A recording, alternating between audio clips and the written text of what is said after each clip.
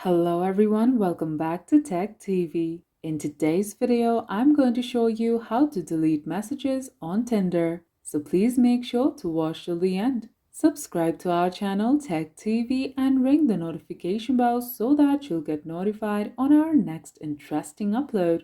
So let's get on with it. At first, open Tinder on your device. And on the home page, tap the chat icon at the bottom right.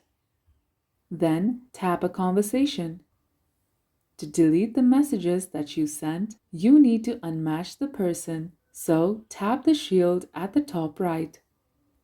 You can either report the user and unmatch, or you can just unmatch. In this case, tap Unmatch Only. And tap Yes Unmatch to confirm. Once you do that, the entire conversation will be deleted. And that's how you delete messages on Tinder. If you liked the video, please leave a like and let me know if you thought it was helpful in the comment section down below. Thank you for watching, and I'll be back with more interesting tutorials soon. Until next time.